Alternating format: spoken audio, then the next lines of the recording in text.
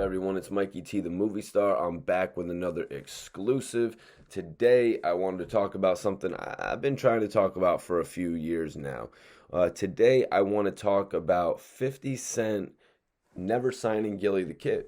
A lot of us were wondering about that signing many years ago, probably about 2006, 2005, somewhere around there, maybe even before 2004, somewhere like right around there. Everyone had started hearing the rumors about 50 Cent signing up all kinds of talent. This guy signed Mobb Deep. This guy signed M.O.P. This guy was trying to sign Mace, M.A. dollar sign E. That's right.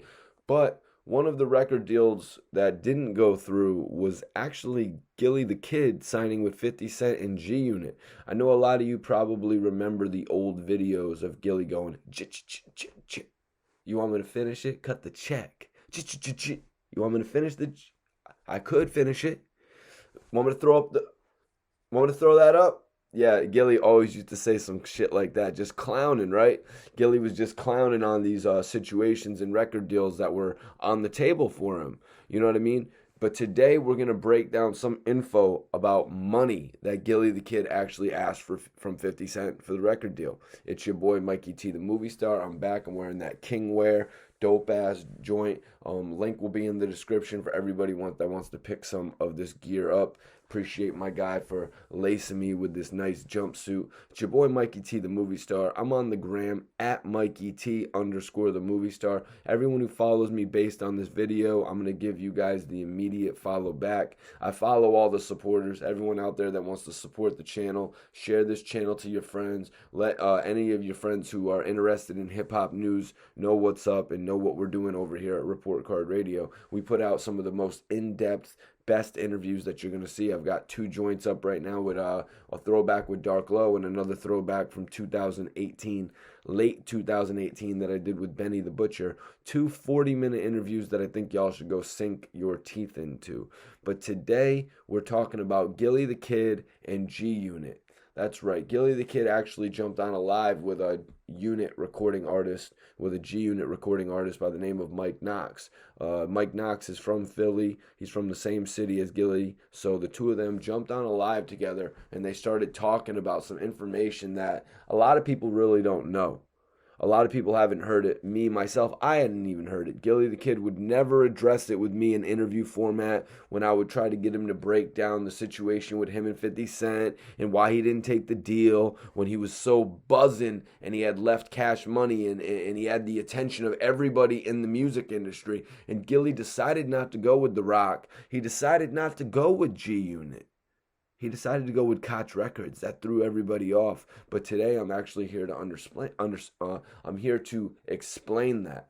Gillie said to Mike Knox that he actually took a meeting with 50 Cent at his mansion in Connecticut, the Mike Tyson mansion that 50 Cent owned. 50 and Gillie had a meeting.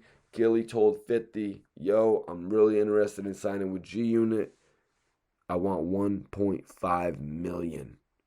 Gillie asked 50 Cent for 1.5 million. This is in 2004, 2005. A lot of you out there might not know Lloyd Banks, Young Buck. These guys had budgets set up by Interscope Records at $750,000. This is half of the amount of money that Gillie the Kid was asking for.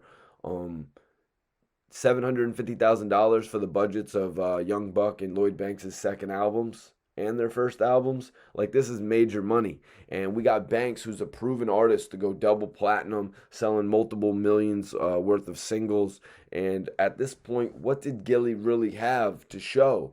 Gillie had the Major Figures situation, and Gillie had a situation with Tony Draper that didn't really pan out too much. So in Gillie's words, when he asked 50 for $1.5 million, 50 told Gillie, "Kick rocks, Gillie." According to Gillie, 50 Cent told Gillie, "Yo, listen, Gil, you're a great dude, but get the F out of my house. Get out of my house if you're asking for $1.5 million. Wow, so now everyone knows. Everyone knows since Gillie released the information. Gillie was actually asking $1.5 million on his G Unit contract. 50 wouldn't do it. 50 is quoted as one time saying Mace wouldn't be worth $2 million with $2 million in his own pocket. Yep. So Diddy had tried to get 50 to buy Mace's contract off of him for $2 million. So if we look at and we weigh that out, you got Mace's contract for $2 million that 50 ultimately never bought, and you got Gilly the Kid $1.5 million. No disrespect to my brother Gilly. Gilly knows he's definitely one of the dopest artists for a couple generations. You know what I mean? No disrespect to Gilly the Kid, but he didn't have the proven sales history that Mace had back then. Mace had come out and pushed a double platinum album. He came out, he was on multiple singles that did multiple millions. He pushed a second album that went gold, a third album that actually went gold. You know what I mean? Gilly really didn't just have the proven sales history. So, what did Gilly do? What did Gilly do to prove to 50 Cent, to prove to Jay-Z, even to prove to Birdman, who had sort of screwed up his situation with Cash Money, even though Gilly says that he's always been paid? What did he do? Gilly went, made a single, Get Down on the Ground, dropped it, signed with Koch Records, and sort of, in my opinion, I think he released Get Down on the Ground sort of as a preview single. Sort of like how 50 Cent released Wangsta prior to In the Club. I think Gilly, and maybe one day I can get Gilly to comment on this, but I think Gilly was actually releasing Get Down on the Ground as a warm-up to show the labels what he could do on an independent. Because, everybody was like, get down on the ground. Get down on the ground. Everybody was sort of into that back in the day, kind of. Gilly even got Meek Mill and some other people from Philly on the Philadelphia remix of Get Down on the Ground. It started to take off. You know what I mean? Wallow will say it was just a neighborhood hit. But that's what Gilly was trying to do. He was trying to make that record to show the bigger labels that he could really get shit popping with or without them on a major circuit or an independent circuit. Gilly could come and get some things riled up. So this is really what I wanted to talk about today, guys. I wanted to go over Gilly the Kid breaking down the situation with G Unit and 50 Cent and why he never actually signed the deal. Very dope information to me because I never got to hear it. Gilly's not going to want to talk about in every interview every dollar amount that he ever was denied. You know what I mean? He's obviously not going to talk to me about that. But when he jumped on a live with one of his brothers from Philly, the story just came out, and that's why I wanted to report on it, because I don't think a lot of people actually out there know this story, and I think a lot of people are going to be interested in this story because we all wonder why Gilly didn't go with Jay-Z or 50 Cent. Apparently, he was asking them for $1.5 million. Drop a comment. Let me all know what you think. Was Gilly worth $1.5 million back in the day? Me personally, I'm going to say yes. I think 50 should have signed Gilly the Kid to his label back in the day. It would have helped a lot of things out. He could have even teamed Young Buck. Now I'm just going off here, guys. But if y'all probably remember, 50 had Young Buck going at Lil Wayne. 50 had Lil Wayne getting dissed by Young Buck, even on like BET Rap City.